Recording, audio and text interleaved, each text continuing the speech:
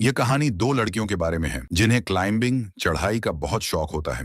वे मस्ती मजाक करते हुए 20,000 फीट ऊंचे एक टावर पर चढ़ जाती हैं, लेकिन ऊपर पहुंचने के बाद उनके साथ एक ऐसा हादसा हो जाता है कि वे टावर के ऊपर फंस जाती हैं। यह जगह बहुत सुनसान होती है और उनकी मदद के लिए कोई भी मौजूद नहीं होता। वहां न तो ठीक से खड़े होने की जगह होती है और न ही बैठने की। इस स्थिति में वे बिना खाना पानी के कैसे जिंदा रहती हैं, यही हम इस कहानी में देखेंगे। अब कहानी शुरू होती है बेकी, उसके पति डैन और उनकी दोस्त शाइल पहाड़ पर चढ़ाई कर रहे होते हैं। उनके लिए यह कोई नई चीज नहीं थी, इसलिए वे बहुत उत्साहित। चढ़ते हुए डैन को चट्टान में एक छोटी गुफा दिखती है। जब वह अपनी पकड़ मजबूत करने के लिए वहां हाथ डालता है, तभी अचानक एक चिड़िया आ जाती है। इससे उसका संतुलन बिगड़ जाता है और वह रस्सी के सहारे लटक जाता है। ये देखकर बेकी और शाइल घबरा जाते हैं। वे डैन को बचाने की कोशिश करते हैं, लेकिन अचानक रस्सी टूट जाती है और डैन उनकी आंखों के सामने ही गिरकर मर जाता है। इस हादसे के बाद बेकी पूरी तरह सदमे में चली जाती है। फिर कहानी एक साल आगे बढ़ जाती है। अब भी बेकी उस दुख से बाहर नहीं आ पाई थी। वह अकेलेपन और दर्द से जूझ रही थी और शराब उसकी जिंदगी का हिस्सा बन चुकी थी। अपनी बेटी की यह हालत देखकर उसके पापा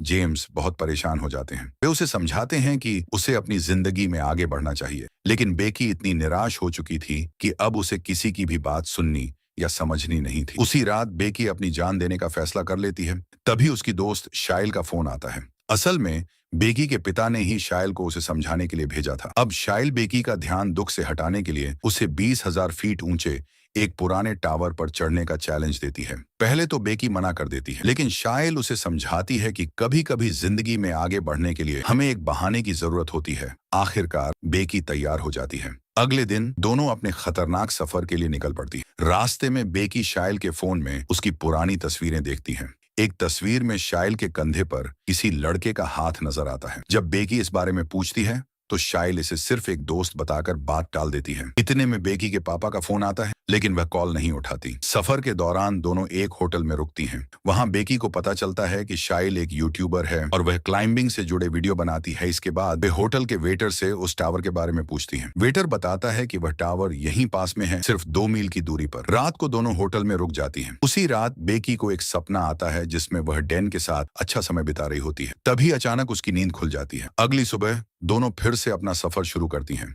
शाइल अपनी ब्लॉगिंग करने लगती है। इसी दौरान उनका ध्यान भटक जाता है और एक बड़ा एक्सीडेंट होते होते बचता है। बाद दोनों आखिरकार उस सुनसान जगह पर पहुंच जाती हैं जहां से टावर साफ दिखाई दे रहा था। लेकिन टावर तक पहुंचने से पहले उन्हें एक बंद गेट मिलता है जिस पर चेतावनी का बोर्ड लगा होता है। गेट ताले से बंद था, इसलिए उन्हें अपनी गाड़ी वहीं छोड़नी पड़ती है और दोनों पैदल ही आगे बढ़ने लगती हैं। यह इलाका पूरी तरह सुनसान और रेगिस्तानी था। रास्ते में वे एक मरा हुआ जानवर देखती हैं जिसे गिद्ध खा रहे थे। शाइल उसकी फोटो खींचकर इंस्टाग्राम पर डालती है और खुद को समझाती है कि उसे अपने डर पर काबू पाना होगा। बेकी भी सहमत हो जाती है। अब वे टावर के पास पहुंच जाती हैं।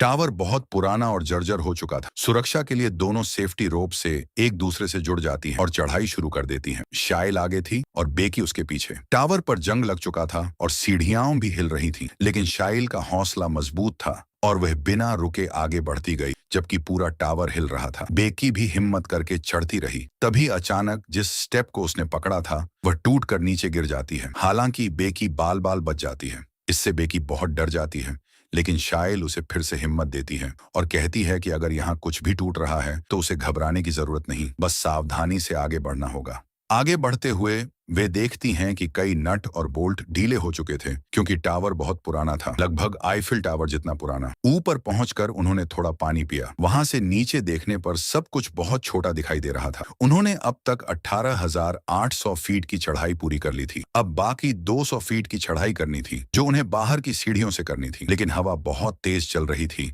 जिससे चढ़ाई और मुश्किल हो गई। बेकी अब और आगे नहीं जाना चाहती थी, लेकिन शाइल ने चढ़ना शुरू कर दिया था, इसलिए बेकी को भी जाना पड़ा।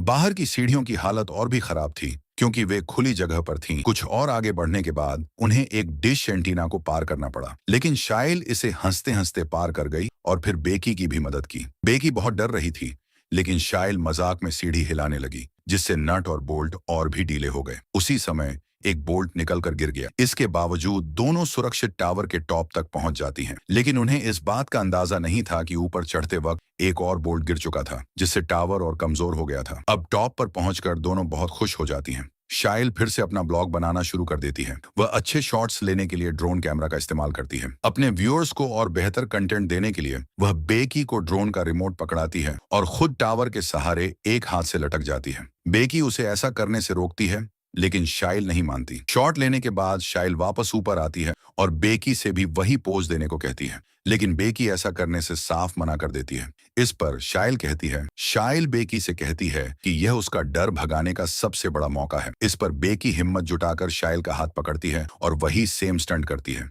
शाइल इस पल को कैमरे में कैद करने के लिए उसकी सेल्फी लेने लगती है। इसके बाद बेकी सुरक्षित वापस ऊपर आ जाती है। अब बेकी अपने साथ डैन की अस्थियां लेकर आई थी। वह डैन को याद करते हुए उसकी अस्थियां वहीं विसर्जित कर देती हैं। इस मोमेंट पर बेकी और शाइल दोनों काफी इमोशनल हो जाती हैं और डैन को याद करने लगती हैं। फिर वे फैसला करती हैं कि अब वापस नीचे जाना चाहिए। वे अपनी सेफ्टी रोप को खुद से जोड़ती हैं और सबसे पहले बेकी नीचे उतरना शुरू करती है। लेकिन जैसे ही वह पहला कदम सीढ़ी पर रखती है, बचे हुए डीले बोल्ट भी निकल जाते हैं और सीढ़ी टूटकर नीचे गिर जाती है। बेकी रोप के सहारे लटक जाती है। शाइल यह देखकर बहुत डर जाती है, लेकिन किसी तरह हिम्मत करके उसे खींचकर वापस ऊपर ले आती है। बेकी मौत के मुंह से बचकर आने की वजह से डर के मारे रोने लगती है, लेकिन अगले ही पल अचानक दोनों हंसने लगती हैं, क्योंकि यह बहुत ही एडवेंचर भरा मोमेंट था। दोनों हंसने लगती हैं, लेकिन जब वे नीचे देखती हैं तो उन्हें पता चलता है कि सीढ़ी पूरी तरह टूट चुकी है।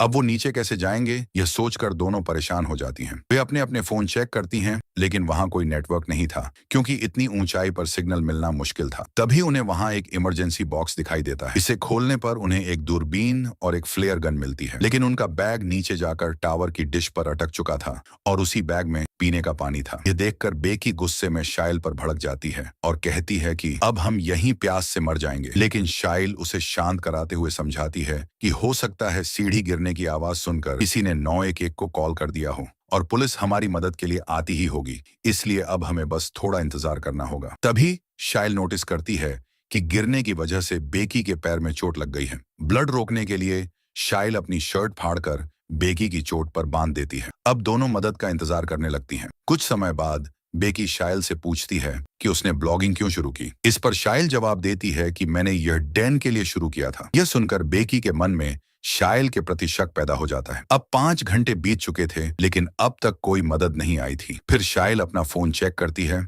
और देखती है कि उसने जो मरे हुए जानवर की फोटो अपलोड की थी, उससे उन्हें एक आइडिया आता है। वे अपने फोन पर एक हेल्प मैसेज टाइप करती हैं और फिर फोन को रस्सी से बांधकर नीचे लटकाने लगती हैं। उन्हें उम्मीद थी कि शायद नीचे ले जाने पर फोन में सिग्नल आ जाएगा और उनकी पोस्ट अपलोड हो जाएगी, लेकिन उनकी रस्सी सिर्फ 15 फीट की थी, जिससे फोन ज्यादा नीचे नहीं जा सका। शाइल थोड़ा नीचे लटक कर भी ट्राई करती है, लेकिन उनकी यह कोशिश नाकाम हो जाती है। इसके बाद बेकी को एक और आइडिया आता है। वह कहती है कि नीचे पूरी तरह सिग्नल होगा तो क्यों ना हम फोन को किसी तरह नीचे फेंक दें। शाइल को यह आइडिया सही लगता है। वह अपना जूता उतारती है और फोन को उसके अंदर अच्छी तरह रख देती है। फोन टूट ना जाए इसलिए वे अपने मोजे और अंडरगारमेंट्स का इस्तेमाल कुशन की तरह करते हैं। फिर दोनों फोन को नीचे गिरा देती हैं, लेकिन जब वे दूरबीन से नीचे देखते हैं तो उन्हें यह नहीं दिखता कि फोन सही से गिरा या नहीं, लेकिन उन्हें यह नहीं पता था कि फोन सही से गिरा है या टूट गया है। भी बेकी नोटिस करती है कि शाइल के पैर पर 143 का टैटू बना हुआ है। ये वही नंबर था जिसका इस्तेमाल डैन उसे आई लव यू कहने के लिए करता था। अब बेकी को शाइल पर शक होने लगता है, लेकिन वह चुप रहती है।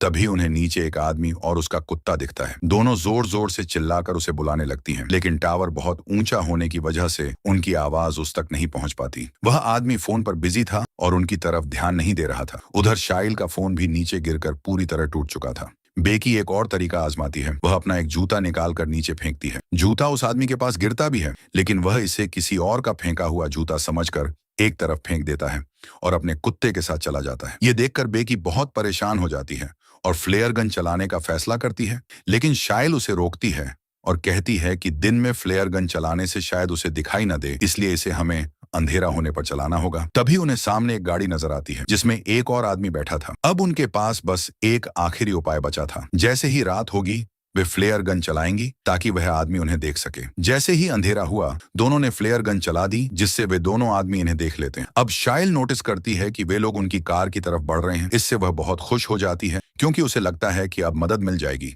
लेकिन वो दोनों लोग इनकी कार के पास पहुंचकर उसे चुरा कर वहां से भाग जाते हैं। यह देखकर बेकी और शाइल बहुत चिल्लाती हैं, लेकिन इतनी ऊंचाई पर उनकी आवाज कोई नहीं सुन सकता था। अब उनकी आखिरी उम्मीद भी खत्म हो जाती है और उनका हौसला टूटने लगता है। अंधेरा होने की वजह से टावर की सिग्नल लाइट जलने लगती है। दोनों को बहुत नींद आ रही थी, लेकिन अगर वे सो गईं तो नीचे गिरने का खतरा था, इसीलिए वे सो भी नहीं सकती थीं। अब दोनों बातें करने लगती हैं और इसी दौरान बेकी शाइल के टैटू के बारे में पूछ ही लेती है। तब शाइल शर्मिंदा होकर बताती है कि उसका डैन के साथ 4 महीने का अफेयर था। वह कहती है, ये मेरी जिंदगी की सबसे बड़ी गलती थी। डैन के मरने के बाद मुझे लगा कि यह बात बताकर मैं तुम्हें और दुखी कर दूंगी, इसलिए मैंने कभी नहीं बताया। मैं डैन को चाहने लगी थी क्योंकि वह सबसे अलग था, लेकिन मुझे जल्द ही एहसास हो गया कि मैं तुमसे ज्यादा उसे कभी भी प्यार नहीं कर सकती।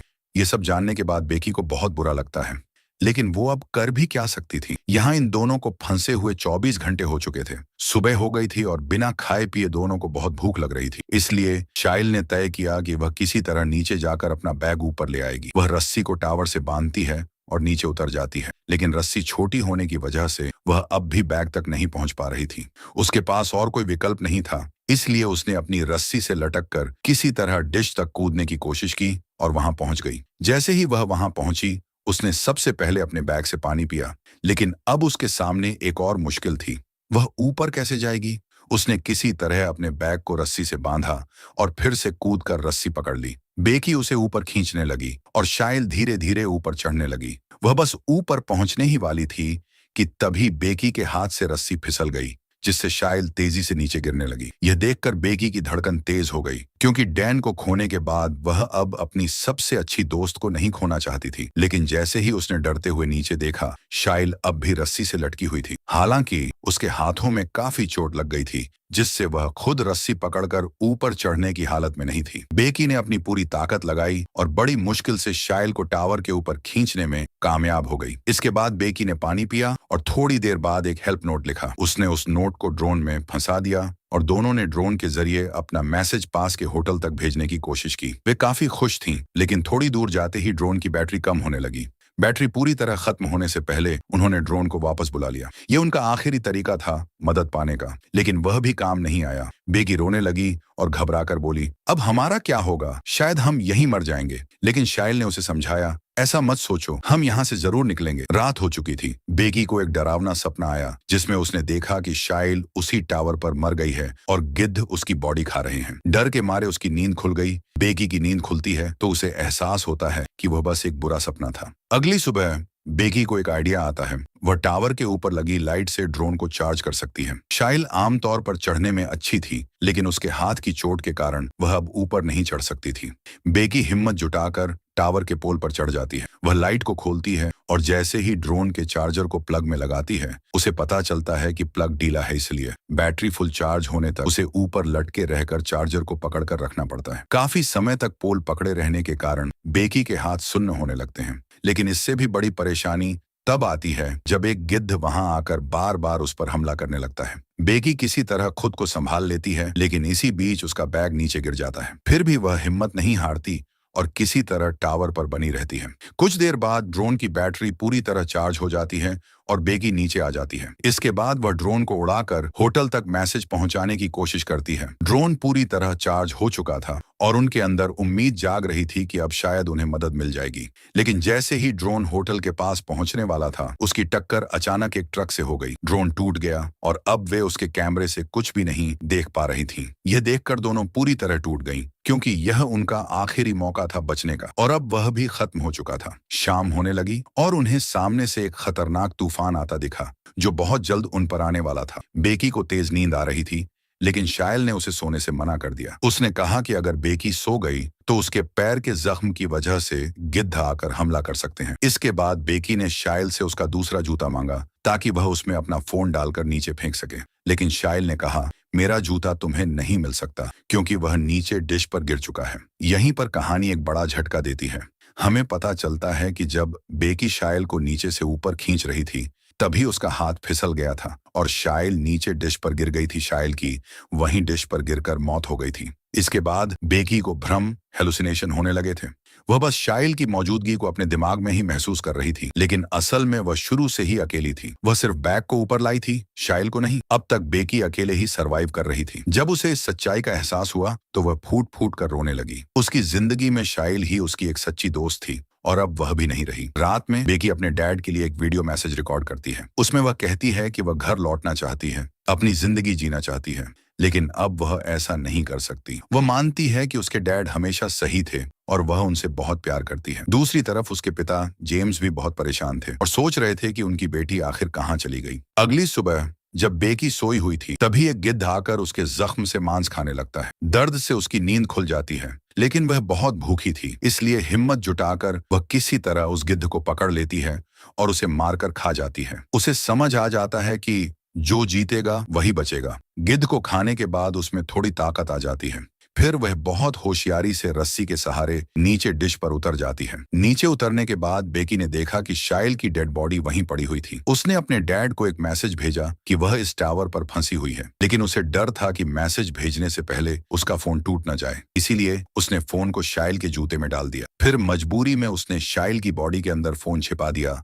और उसकी डेड बॉडी को नीचे गिरा दिया ताकि फोन सुरक्षित रह सके और मैसेज पहुंच जाए। इसके बाद रात हो गई। बेकी के डैड को जैसे ही मैसेज मिला उन्होंने तुरंत पुलिस को फोन कर उस लोकेशन पर भेज दिया। जब पुलिस टावर तक पहुंची तो उन्होंने एक डेड बॉडी को कवर किया हुआ था। यह देखकर बेकी के डैड को लगा कि शायद यह उनकी बेटी की बॉडी है, लेकिन तभी बेकी रोती हुई अपने डैड को पुकारती है और उनके पास आ जाती है। पुलिस ने उसे बचा लिया था। वह अपने डैड से लिपट कर बहुत रोती है और कहती है, आप हमेशा सही थे। अपनी बेटी को जिंदा देखकर उसके डैड की खुशी का ठिकाना नहीं रहता है। इसके बाद बेकी के डैड उसे घर ले जाने लगते हैं। तो दोस्तों, ये थी रोमांच और हिम्मत से भरी एक कहानी जो हमें सिखाती है कि चाहे हालात कितने भी मुश्किल क्यों ना हो, अगर हम हार नहीं मानते और आखिरी दम तक संघर्ष करते रहते हैं तो जिंदगी हमें जरूर कोई ना कोई रास्ता दिखा देती है। और इसी के साथ यह कहानी यहीं खत्म होती है। तो दोस्तों, मैं उम्मीद करती हूँ कि आपको यह कहानी बहुत पसंद आई होगी। अगर आप हमारे चैनल पर पहली बार आए हैं तो वीडियो को लाइक करें और चैनल को सब्सक्राइब कर लीजिए।